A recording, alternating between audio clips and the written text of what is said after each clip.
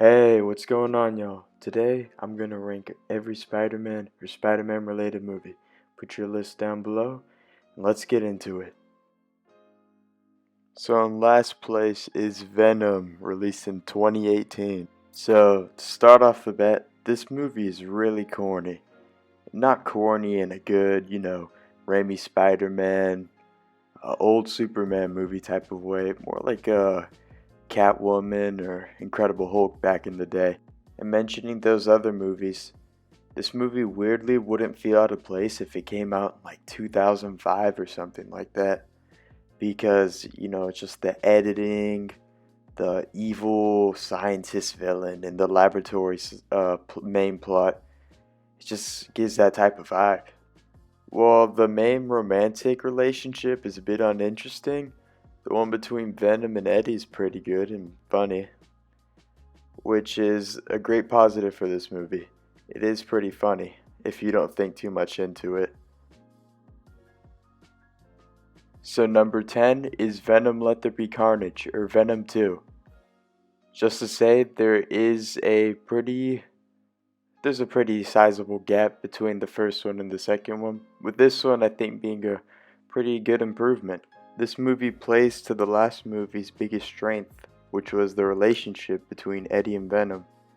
They go through this really ridiculous and entertaining subplot where they go through a full-on breakup and they have to make up back together. This movie is easily the shortest out of all of these, with a runtime of about an hour and 30 minutes.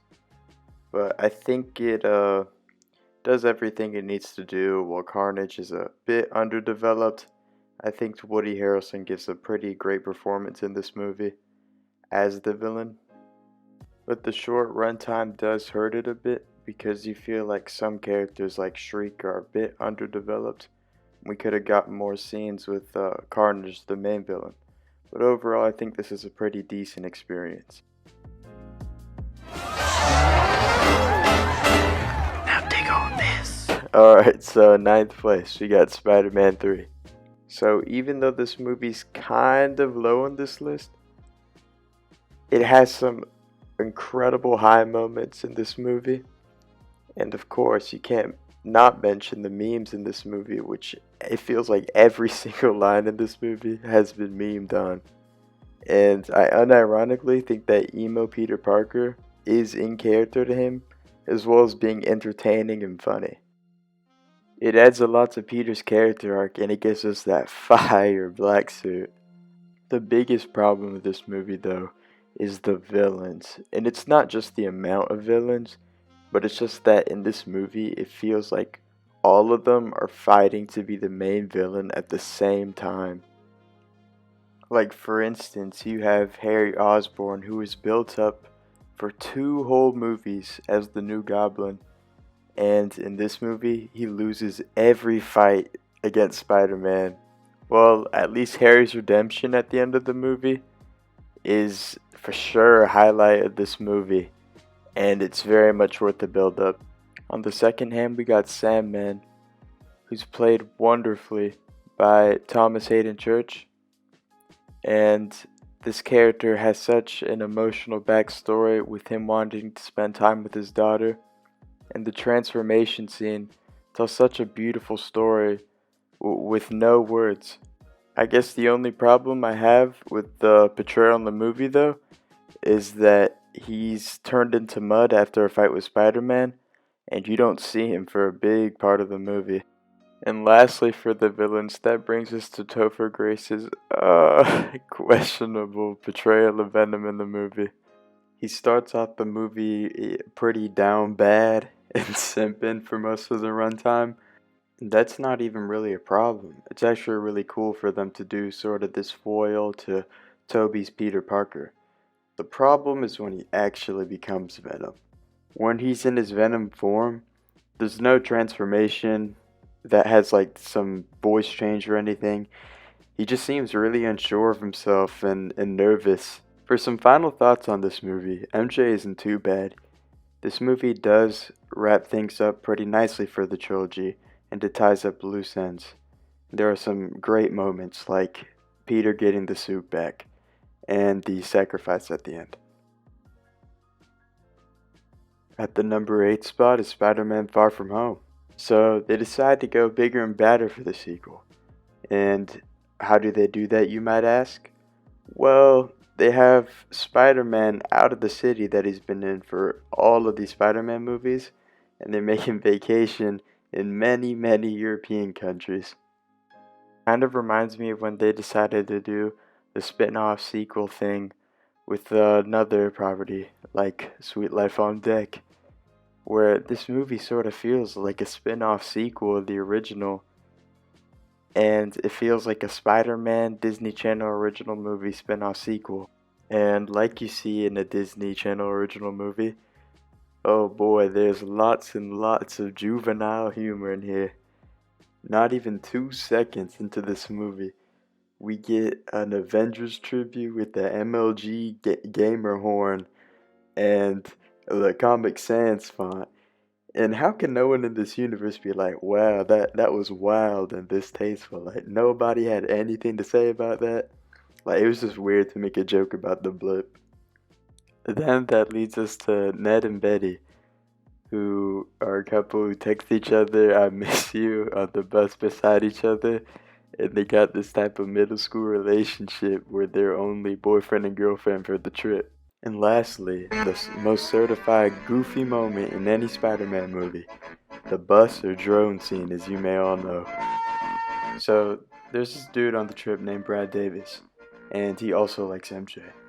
So earlier in the trip, he gets a suggestive picture of Peter and this European girl, and he threatens to send it to MJ. So Peter uses these new Edith Gizmo goggles given them by Iron Man, and he's trying to remove this picture, and this dude sends a lethal drone en route to his bus's location. So while the bus is swerving all over the road, Flash grabs Peter's glasses and he's messing with them. And then whoosh, Peter, smacks him ice cold out. So this is a big deal for all of 2 seconds. And while this is still happening, there's a lethal drone that's chasing behind them. Nobody notices that Peter jumps up. There's a huge gust of wind in the bus now, of air. And he shoots up the drone with his webs. He goes back in, and nobody notices the drone exploding behind the bus.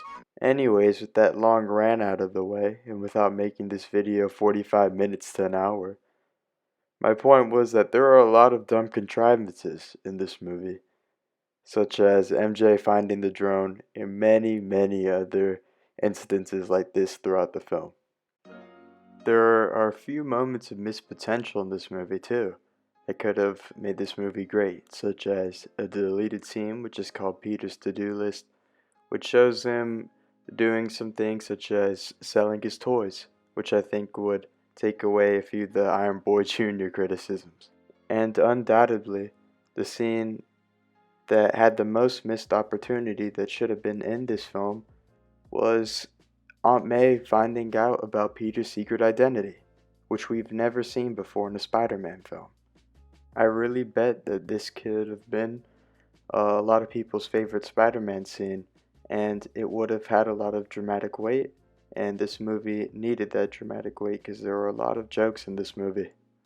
Now that brings us to the positives, and the positives for this movie are really strong. The CGI and VFX in this movie look spectacular, and I would like to highlight that the Mysterio illusion is one of the best looking scenes in any Spider-Man movie. I was really satisfied with the amount of time they gave for Peter and Quentin to bond and have some character moments before Quentin turned out to be Mysterio. I also really enjoyed the Peter and MJ romance, and while it came out a little bit out of nowhere because of the last movie making Peter seem like he wouldn't go 6 feet near her, I think by the end of this movie you believe in the relationship, and it is very cute. Although the jokes can get in the way of the serious moments in this movie, it's really rewatchable and has a fun tone throughout. At number 7 is The Amazing Spider-Man. Unfortunately, this movie had a lot of hate even before it came out, because it was right off the heels of the Spider-Man Raimi trilogy. And that leads it into this movie's biggest problem. It's that it retells a lot of the old, and that it plays it very safe. Sequences such as the Uncle Ben scene, the vigilante scenes, Peter testing out the powers, they do feel all too familiar to the Raimi trilogy, but that is just a circumstance that those films got to come out before and adapt that story first. The best thing about this movie, though, is the characters and how they're not one note and don't fall into archetypes. The characters here even have a surprising amount of depth, with even Flash Thompson giving his condolences to Peter after Uncle Ben's passing. Whenever Uncle Ben and Aunt May have interactions with Peter, they don't just act like they're his elderly guardians, they act like they're his parents. And the interaction seems so raw and realistic, and it's incredible that Andrew was over the age of 27 when he was playing Peter. This brings us to the very best part of the movie, which is the relationship between Peter and Gwen Stacy. It's great how they have a lot in common together, and she's not the damsel in distress and can even fend off against villains such as the Lizard in this movie. And on the topic of the Lizard, he is a decent villain, no lie. But after his ridiculous plan is revealed, he does kind of turn into Doc Ock light because it's an evil scientist who's controlled by his experiment when he's trying to do something good for the world. However, the fight scenes definitely make up for this mishap, with the school fight scene being my favorite of this movie. To wrap my thoughts up, this is a good movie with great personal relationships between Peter and his family and Gwen Stacy, but it does cover a lot of familiar story beats that we've seen in other Spider-Man movies. At number 6 is Spider-Man 2. Oh, brother, this guy stinks! I already know that by this placement that the Twitch mob came out for this one, but since this movie is beloved by a lot of people, how about I start off with the great things about this movie? Easily the biggest strength of this movie is the main conflict between Peter Parker's identity as Spider-Man and Peter Parker in his daily life. Spider-Man 1 showed us the wonder and excitement that could come from someone getting superpowers like these. And Spider-Man 2 shows us the responsibility and the sacrifices that Peter really has to make in his personal life to do that. And we see that at one point in the movie where he decides to put Peter Parker first, it has consequences because he can't save someone from a burning building. And there's also a boy in his neighborhood who looks up to him, and Spider-Man isn't active. These moments, as well as Aunt May giving Peter money for his birthday even though she doesn't have any at the moment, shows that Sam Raimi tells such a heartfelt and emotional Peter Parker story in this that is the best that we've seen in any of these Spider-Man movies. Doc Ock, who is a great villain, and he's the main villain of this movie. Earlier in the movie, he tells Peter to use his intelligence or gifts for the greater of mankind, which calls back to his redemption later in the movie. Although I wish we did have a few more scenes with him where he does have the conflict between him and his arms, Alfred Molina plays a spectacular Otto Octavius, and he's very cunning, intelligent, and calculated in this movie.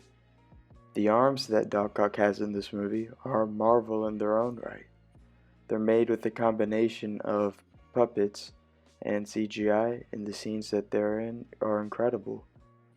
The hospital scene, where Doc Ock first sort of turns evil, is a surprisingly scary scene in this movie that I think fits and establishes him as a threatening and capable villain. On the topic of great characters, in the Raimi Spider-Man movies, there is a myriad of memorable minor and side characters. My favorites from this movie of the minor characters are Mr. Aziz, Ursula, and Vegetables Kid. Be sure to comment some of y'all's favorites down below because there are a lot of memorable quotes from the side characters in these movies. So, I've talked about so many of the great things about this movie. You might be thinking, hey, this is the 6th spot out of 11 movies, so what's holding it back? And you could guess about a relationship in this movie. And if you guess the Peter and MJ relationship, you're exactly right. Not only does it mess with the first film's ending and Peter's choice to break up with MJ, as well as contradicting the message of this movie of Peter making sacrifices to be Spider-Man, it is just plain toxic. Just days before MJ's wedding, Peter has some sort of odd declaration of love towards her just because he saw her play once. MJ is also reminiscing on her ex Peter and does the kiss that they did together with her new man. And not long before the wedding, MJ goes up to Peter in a cafe and asks if he still loves her and tries to kiss him while she's still engaged. The extended edition gives us a very slight but necessary improvement that we needed for the storyline, where MJ's doubting her engagement to John with her friend's advice. And poor John, he did not deserve this. It was all MJ and Peter's indecisiveness, and he just got caught up between it. Peter and MJ also get together on the day of John and MJ's wedding, so I guess there was a little Bully Maguire and Peter all along, even before he got the symbiote. Finally, that brings us to Harry, who is pretty good in this movie, and he has a great natural progression from the events of the first movie. The birthday scene in the original makes him a little too obsessed with Spider-Man, but 2.1 fixes this in a pretty heartfelt scene between Peter and Harry. Oh, and you can't forget that ending scene where Harry breaks the mirror and goes into the Goblin Lair is absolute heat. While this movie is overrated, it still has a good villain, a great Peter Parker storyline, memorable side characters, but it is bogged down by the romantic subplot that just sucks between MJ and Peter. At number 5 is The Amazing Spider-Man 2. This movie is already overhated from the jump, and this movie is so slept on. Like, come on, y'all. This movie was good even before No Way Home. And I know it might be a surprise to some of y'all, but the good in this movie does really outweigh the bad aspects. The character relationships in this movie are the heart and soul of it, and it does a dang good job with them. It takes easily the best thing out of the first Amazing Spider-Man movie, which was the relationship between Peter and Gwen, and just has it naturally progress. Not only is their chemistry some of the best I've ever seen in any movie, the relationship also serves a purpose in this movie, with showing how Peter broke his promise to Captain Stacy in the first Amazing Spider-Man, and how that ends tragically in this movie. This relationship is so great because they're each other's biggest supporters. Not only do they both take down Electro together, but Gwen's graduation speech also inspires Peter to start becoming Spider-Man again. Aunt May also does a good job of keeping Peter and the audience grounded during the movie. As for the villains of this movie, we get a pretty good main one in Electro, and a mid one in Green Goblin Jr. Back to Electro, I think he works so well because of the parasocial relationship he has with Spider-Man. As Max Dillon, he's very unseen in his personal and work life, and when someone like Spider-Man in these movies, who's regarded by a bunch of kids and adults alike, notices him, that changes him in a certain way. So when his interaction with Spider-Man goes kinda awry, and pretty much his only last connection to society goes wrong, he, turns evil and lashes out against the world. I also like the design choice of using the Ultimate Electro for this movie, because it reflects in his transformation from Max Dillon, sort of this passive nerd living his day-to-day life, to this dangerous villain full of energy that society can't really take their eyes off. For the last of the main players of this movie, we got Gabby Jr. When we're introduced to Harry, Him and Peter are buddy-buddy, but maybe one scene after, Harry is pestering Peter about the blood thing. This relationship is kind of handled poorly, because when he does show up like the cracked out tooth fairy, he shows up like he's some sort of secret video game boss. I can't lie though, the glider that he has and the fight scenes are hard. I always thought the fight scenes in this movie were really thrilling, and for the movie being almost 10 years old, the CGI holds up pretty well today. The swinging scenes are also a definite plus for the Amazing Spider-Man duology. This movie does not disappoint on that. From the first shot you see as Spider-Man, there's incredible detail with the suit wrinkling as he's high in the air. Andrew also gives an amazing, pun intended, performance to Spider-Man in this movie. He's the most definitive on-screen version to date in my opinion. And you could see this through the quips he has towards the villains, the way that he inspires the kids and his community in New York. In conclusion, while this movie has the awkward inclusion of Harry's Green Goblin, the Sinister Sixties, and the Richard Parker subplot, everything else in this movie more than makes up for it, including a spectacular score that elevates this movie to a new level. At number 4 is Spider-Man Homecoming. Right off the bat, this film does things a bit differently than your typical Spider-Man flick. Aunt May's a little younger, there's no mention of Uncle Ben for some reason. Most importantly, there's a bunch of other superheroes in his world. And while there's these massive superhero battles around him, he's still a high school kid in his sophomore year.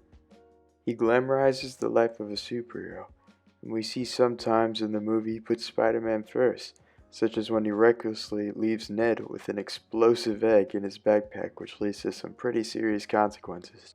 On the other hand, he'll put Peter Parker sometimes first, like when he wants to parade as Spider-Man around the party to impress his crush. But this all culminates in a drive to Peter's and Liz's homecoming dance, where Vulture reveals himself to be Liz's dad and his two worlds converge.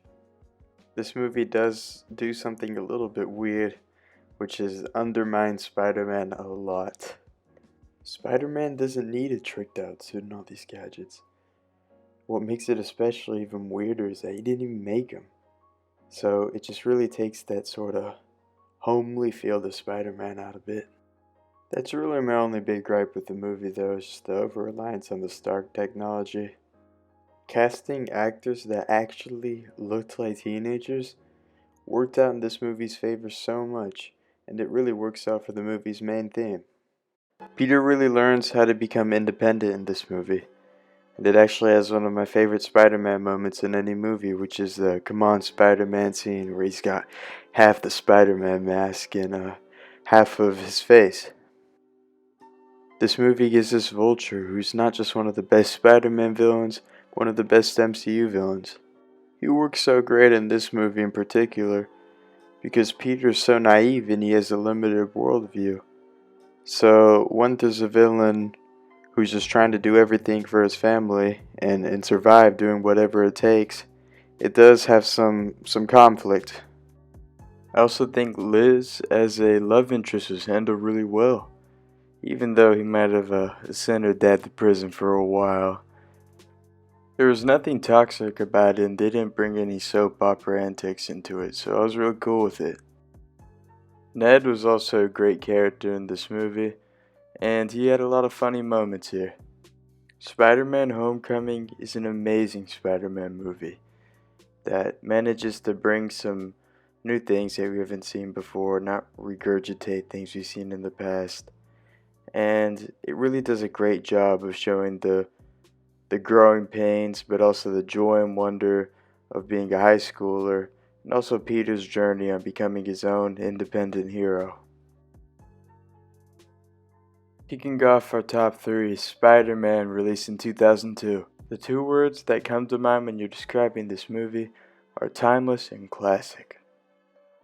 This movie is 20 years old this year, and while it does have some editing choices that date it back a bit, as well as the tropes that it could fall into, which are annoying, You could show this to someone for the very first time this year, and I bet you they would still have a spectacular time with it.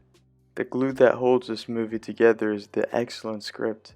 It's airtight, and I don't think I've seen one as good as this one since A New Hope. The pacing is fantastic in this movie. You get back-to-back origins for Green Goblin and Spider-Man. And what this movie also does, and it's so great at doing, is it introduces a character in just a few minutes. You know what you need to know about them, and you know what their role is going to be in the story. Green Goblin is an excellent villain in this movie, and it's done so well through the sort of goofy side that works for this type of movie, and the personal connection that Norman makes with Peter, and the duality of Norman and Green Goblin.